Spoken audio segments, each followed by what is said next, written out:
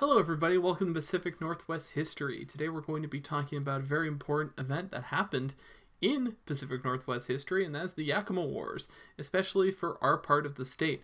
I teach in a place called Sunnyside in Washington, which is very close to the Yakama Reservation. So this is an important part of our history. So it's important to know about what caused the Yakama Wars and what the results were from them. So let's hop into it. So the last time we were talking about some of the smaller events that had happened between the settlers who were coming in from America and, of course, what was happening with the Native American tribes who had been here. So the last time we talked about the Cayuse War and how all of that was started from the Whitman Massacre, which happened earlier. But now, and as a result of all of that, the United States decided to get, serious about protecting settlers around here and sending in the army if they had to. So what's going to happen is that we have Oregon there in blue, which is the whole territory of that is pretty much figured out at this point. But we still have all these kind of states on the West Coast, which aren't quite states yet. So we're going to actually establish what is known as Washington Territory. So the Washington Territory goes through what is now the state of Washington, all of Idaho, small sections of Montana, and Wyoming. The United States makes this an official territory and give control of it over to this guy. His name is Isaac Stevens. He becomes the first governor of the Washington Territory. And the United States government has very direct task for him, which is create treaties with all of these Indian tribes that exist in this area.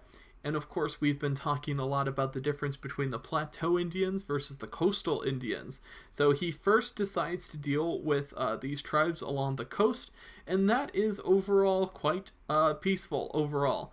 He makes treaties from 1854 to 1855, and I have the paragraph here in the book if you want to follow along by opening up to page 207.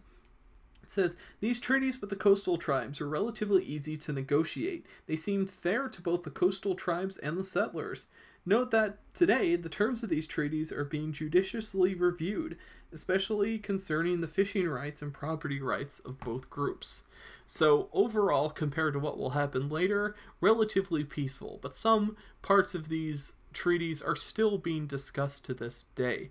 So we talked a bit about before the difference between the Plateau Indians versus the coastal Indians. The coastal Indians were relatively peaceful, all things considered, especially when it came to dealing with other tribes in their territory and having clear borders between them. However, when it came to the Plateau Indians, they were much more likely to be nomadic and travel a lot, and that meant that they would get into clashes involving the best hunting grounds and fishing grounds, and that was pretty common to happen. So when it came to warfare in general, it was much more common on the plateau, and that's going to lead to some problems with the United States here. So in 1855, there's officially the Walla Walla Council, which is going to happen nearby the modern-day city of Walla Walla. Shocker. And of course, the Walla Walla is also a tribe that exists over there as well. This was set up by Isaac Stevens and Joel Palmer, who was the Indian agent for the Washington Territory. And it was specifically for the Plateau Indians to come together and figure out what they were going to do with all the settlers and American territory that was coming around. The fact that the United States wanted this territory and that it looked like it was going to become a state at some point relatively soon, the United States sent these guys in there to negotiate with the tribes and kind of tell them what the deal was going to be. Now, this is where we get into some complicated terms and dealings and that sort of thing. It was pretty common at this point in the United States history because the United States had been around for quite a bit by 1855. It had been a country since 1776, and its official policy was to take these tribes as they were moving westward and relocate them to places called reservations, where they basically kind of existed as a state, but not really, but just kind of this federally protected area where they would be kind of forced to live. So that was the general policy, and what these two were offering the tribes of the plateau as well. So some tribes were okay with this situation. Others were very much against it, especially the Cayuse and the Yakama tribes especially. They actually, it said during the council, which lasted for about 13 days in 1855, that they had actually gone and tried to murder Stevens and Palmer and try to kill the delegation before they could come up with a deal that was signed between all the tribes. And they were actually stopped by the Nez Perce tribe, who had actually come in and warned the Americans about what was happening, and that they were actually, the people who were conspiring to kill them were caught.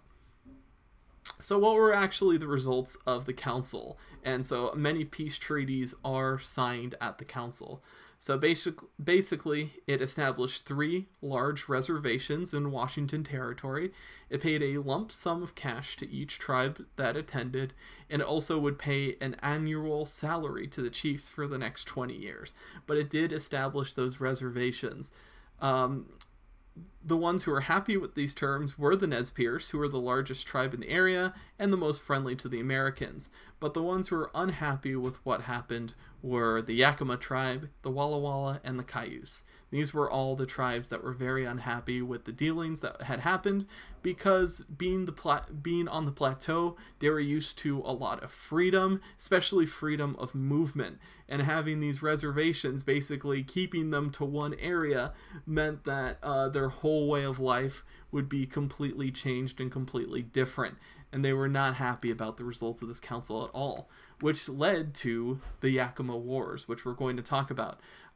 Many tribes, the ones I just listed, were unhappy with what happened, and basically led by the Yakama tribe, who was the largest in eastern Washington, this region, besides the Nez Perce, basically decided to fight against what had been agreed, and to fight against the American settlers who were coming in.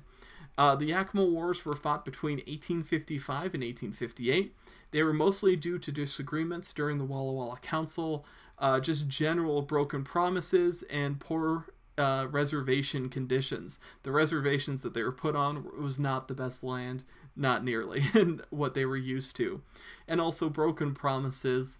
This was very common at the time, especially between individual settlers and the tribes. A lot of promises in terms of grazing land and lands that was taken was usually taken back and broken later. So they were fed up with this whole system. They decided we'd rather fight back against this invasion of our territory than just, roll over and let it happen. We're going to fight back even if we don't have, a great chance to win.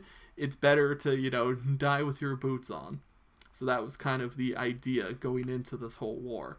The Yakama Confederation was led by Chief Kamiakin, and the wars were widespread and led to the region being closed to all settlement for years. Even though it only lasted for 3 years, much of eastern Washington was kind of closed off to settlement until much later, until all these wars were kind of solved in 1877. So this kind of delays Washington's statehood being granted for quite a long time, because there's still so many disagreements and, skirmishes with the Indian tribes for a long time. So we're going to be talking about the major battles that happened during the Yakama Wars, but it's also important to remember that there are a lot of small skirmishes here and there. So it's not just these battles, it's many others that happened as well. So here are the major battles that happened in the Yakama Wars. One of the first major ones was the Decatur incident. So basically, the fighting broke out near Puget Sound in what is now Seattle, and the USS Decatur drove off Indian warriors with cannon fire. So the Yakama Wars didn't just happen in eastern Washington. There were also some outbreaks of fighting in the west as well. Not as many, because the east was really where the tribes had been located for a long time. But many of these tribes who had been enemies were actually going to unite together to kind of fight off this common threat of the Americans and the settlers coming in, especially on places like the Oregon Trail. Fort Walla Walla was destroyed in a raid by the Walla Walla tribe. Ironic a little bit. The Cascades attack. There was a small town named Cascades over in the Columbia River Gorge. Chief Kamayakin believed if they were able to control the gorge, that they could stop the influx of people coming in on the Oregon Trail. This was the idea, but he just did not have the manpower to actually, keep control of the river gorge for a prolonged period of time. So this plan ended up failing. The Battle of Rosalia. So basically, there was a U.S. colonel. His name was Colonel Steptoe. That's his real name. And him and 157 American soldiers were chased by 1,000 United Indian warriors. These were people from, tribes like Coeur d'Alene and some other tribes over there as well, up near Spokane in that region. I think I even have it here in the book. Yeah. So a lot of these tribes are actually uniting together, and they are creating a lot of problems for the people. Trying to keep them down.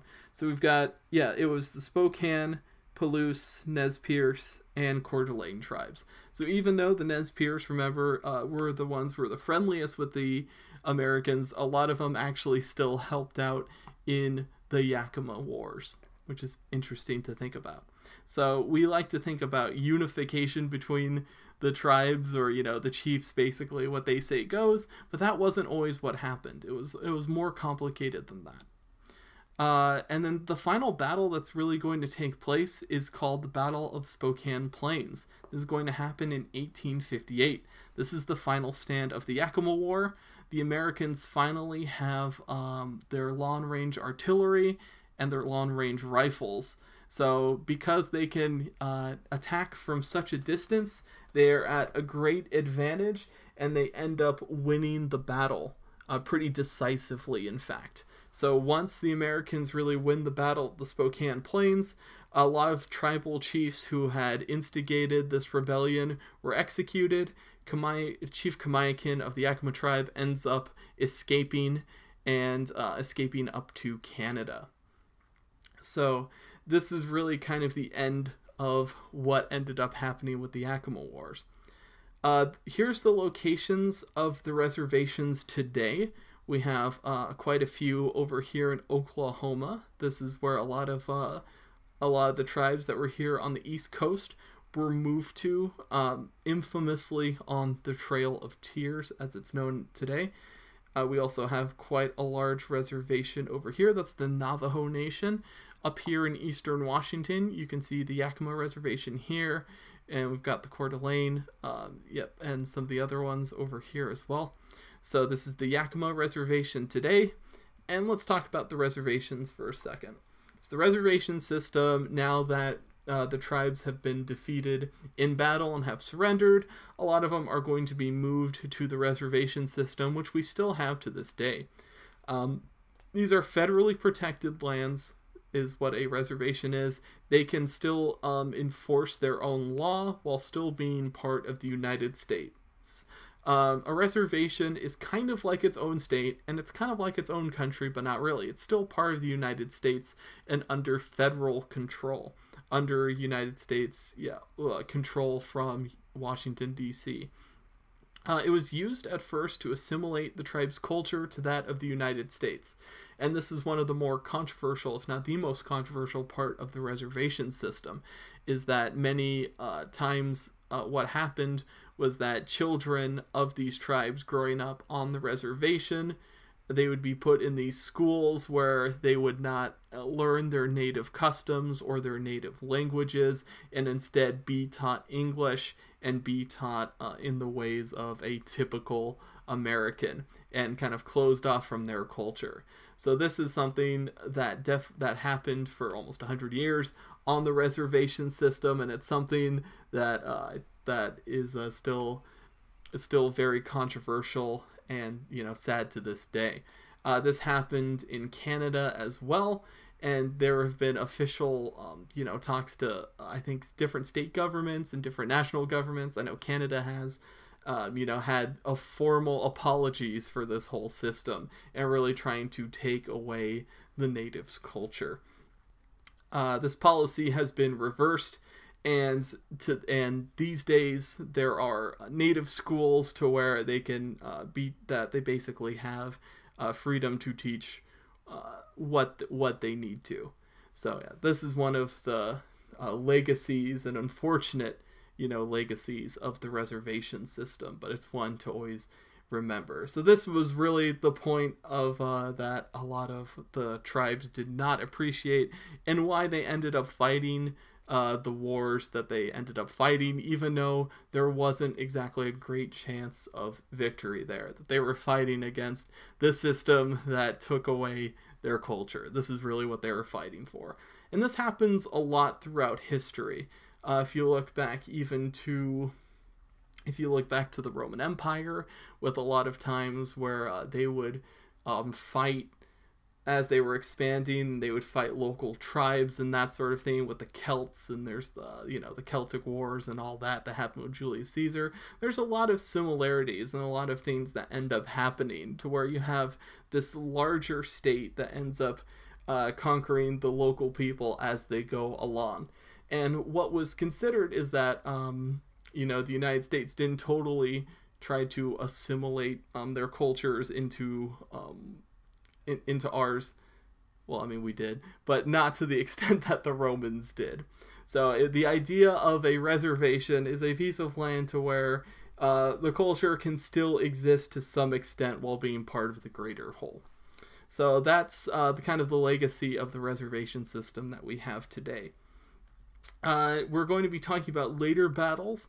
After this, next time we're going to be talking about some very interesting stories, especially involving the famous Chief Joseph. So hopefully you guys can join me for that, and I will see you next time.